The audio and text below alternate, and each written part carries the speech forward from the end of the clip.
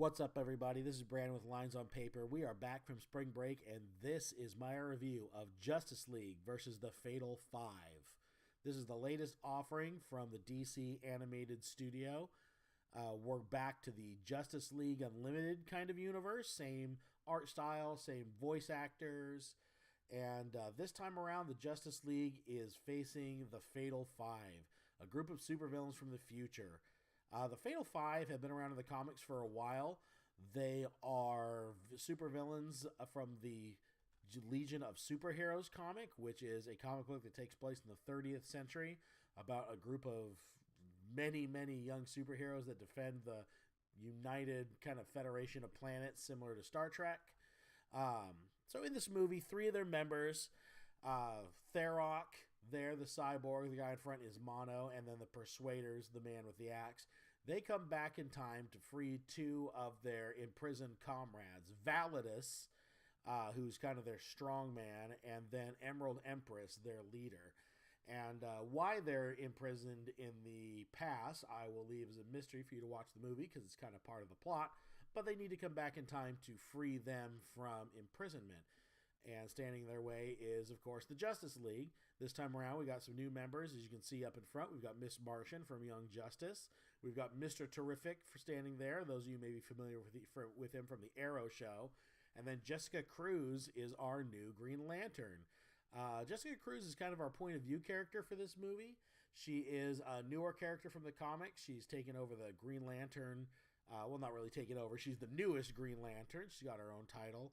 And she's a bit of an interesting character. Her background is kind of mired in tragedy as a character. She suffers from a PTSD and a crippling anxiety, which kind of makes her really interesting that the Green Lantern ring would choose her, despite all these problems. And it's an interesting journey watching her having to overcome all this to be able to wield the ring and be a member of the Justice League. Also joining the Justice League in this is Starboy, a member of the Legion of Superheroes, who suffers from a mental illness of his own, one that's very easily treated in the 30th century where he comes from, but traveling back in time, not so much. So he and Jessica Cruz kind of form a bond over the fact that they have similar obstacles to overcome, and it leads to a friendship and some pretty good interactions throughout the movie. The movie itself is full of a lot of superhero action. It's got a really good story. It's nothing that breaks the mold of the superhero movie. I'd say it's a pretty basic Justice League Unlimited episode if you ever watch the old show. But I would say it's an above average episode of the Justice League Unlimited show. So would I recommend Justice League versus the Fatal Five? I would say I would. It's definitely worth the hour and a half. It's worth having in your video library if you're a fan of DC Comics or the Justice League, or especially if you're a fan of the Justice League Unlimited show. It's kind of like a new episode or maybe a one-episode season 5 if you want to look at it that way.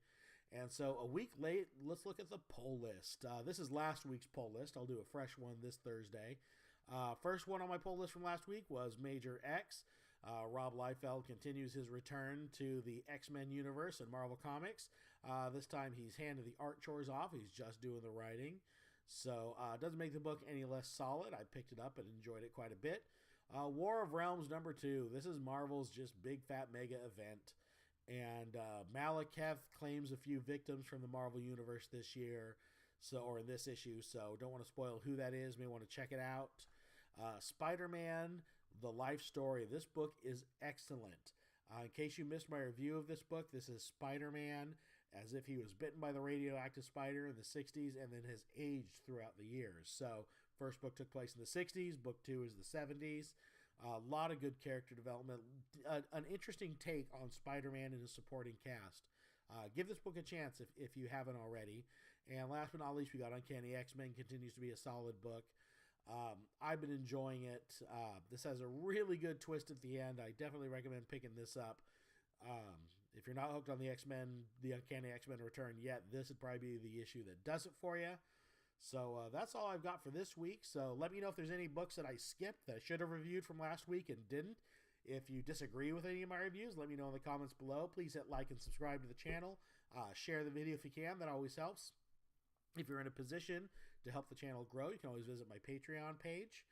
And that's all I got for you. Have a great week, everybody. I'll see you soon. Bye.